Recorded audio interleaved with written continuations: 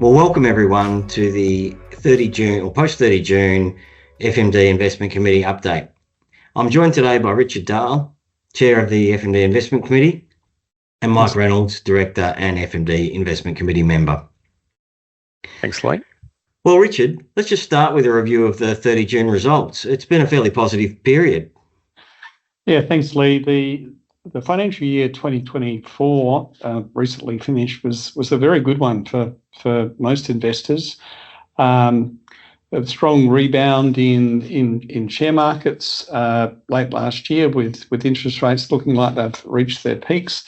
Ended up with returns across the board for even conservative portfolios at 8%, up to high growth portfolios at 15%, and the AMS portfolios had strong returns in absolute terms, but also relative to peers. At the end of the financial year, the balance fund was up 11.3%, and the average balance fund, the peer, was about 9.1%. So it was a good year for investors and for our clients. And the main contributors, as I said, were those parts in international and Australian shares. Emerging markets were good, some selected positions in the AMS portfolios. They've also had a strong rebound in Australian property or real estate investment trusts, as we call them, very interest rate sensitive. So they're the strong contributors.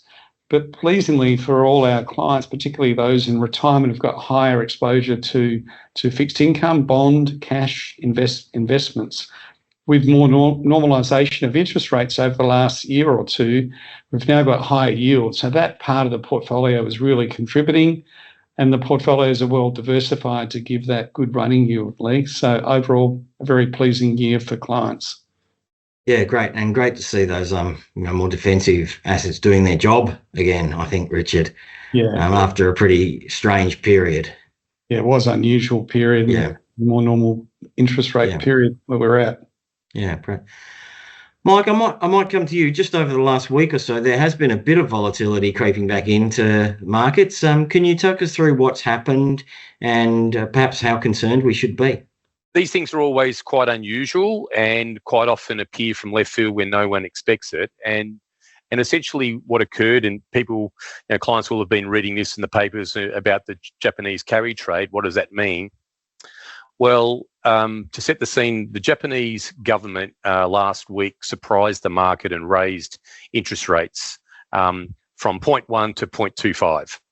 Now, that is only the second time in 17 years the Japanese government has raised interest rates. To give context for the Australian Reserve Bank, Reserve Bank here has raised interest rates 13 times from May of 2022, when interest rates were at a low of 1%, and our cash rate today is 4.35. So if you look at the Japanese economic and interest rate setting policy, it's been a very stable environment for a long period of time. And a lot of what we would call hedge funds or multi-strategy funds have used that stable interest rate environment to borrow money at effectively zero in Japan, and have used that money to then invest in other jurisdictions overseas, like Australian government bonds or US government bonds, where interest rates are much higher. And that's why it's called a carry trade, because you can borrow money cheaply elsewhere and then arbitrage that away to somewhere else and get a decent return on your money. Now, with the surprise rise in interest rates last week from, as I said, 0.1 to 0.25, it coincided in the US with some relatively soft job numbers on Friday. And the fixed interest market in the US aggressively then priced in a future interest rate cut from the Fed, because the interest rates in America are 5.5%. And the US Treasuries, in terms of the futures pricing, are showing a 12-month Treasury of more like 4.3, which is really 100 basis points forecast ahead. That meant the Japanese yen rose 13% against the US dollar. And so we saw a massive unwind of positions for those borrowers or people that were leveraged, and they were looking for any source of liquidity to get money off the table to try and get out of their leveraged exposure. And so the Nikkei share market was down, I think, 12% on Friday, and then on Monday it was up 10%.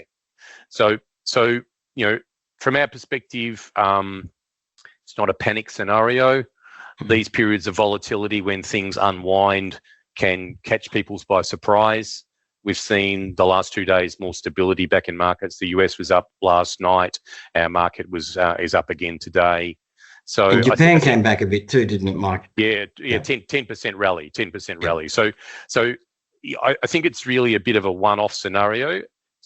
It's not unusual to have these periods of volatility, and time-wise, August, September in the US, it's northern holiday season.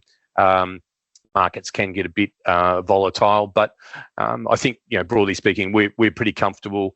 We think central banks are now starting the easing program of interest rates.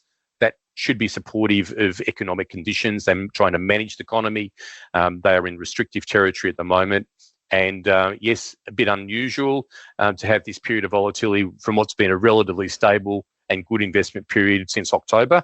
But in context, our share market here, which has obviously fallen a little bit the last 6 or 7 days, is only back to the same level where we were at the end of June and in May. So nothing, I think, to be too concerned about.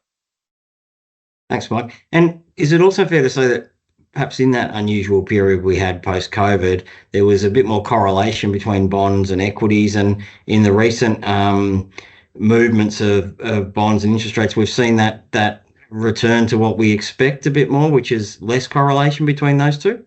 Yeah, definitely, Lee. It's it has been a bit of a challenge in more recent periods when interest rates were low. That defensive part of the portfolio, the government bonds, when markets do peel off like they have, you've been looking for momentum to go towards those defensive assets.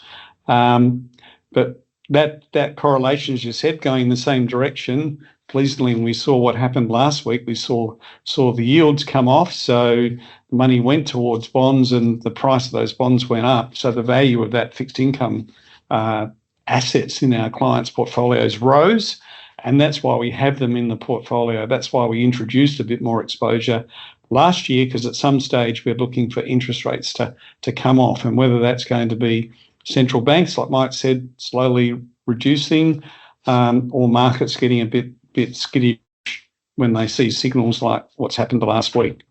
Yeah. Thanks, Richard. Thanks. And now to both of you, get the crystal ball out. A few clients have been asking what the impacts might be of the forthcoming US election. Now, we've seen some pretty big changes in the candidates over the last couple of weeks. Are either of you prepared to have a bit of a dip at what could happen? I think, Lee, I mean, the market was very much pricing in a Trump re-election. Whether you love that or dislike that, I'll leave that to everyone's personal decisions. But obviously, with Joe Biden electing to not run for re-election and Kamala Harris being the Democrats' appointment, I think that's now a bit more of a neutral, uneven outcome. I think the behaviour of markets is not really having a view one way or the other about what their preferred or what the outcome of markets will be with either of those two being re-elected. So I don't think you need to be concerned. And purely from an investment decision point of view, we are not making a decision to change portfolios based on a future outcome of whoever is elected as president. So I think that's really the key. We'll wait and see what the outcome is, and if there's a logical decision to be made post that outcome, that's the point in time that we would make a change. But I think that's an unlikely scenario. So, I mean, markets never like uncertainty, so there is some uncertainty there, but we're certainly not jumping at any shadows, and we'd be encouraging everyone just to let's see what the actual result is before we make any decisions. Absolutely. Exactly. Yeah. Great. Well, I think I'll leave that there today. Thank you very much, Richard. Thank you, Mike, for joining me. Thanks for the update. I look forward to seeing you both again in probably early October. Thanks very much. Thanks, Thanks, Lee. Lee. Cheers.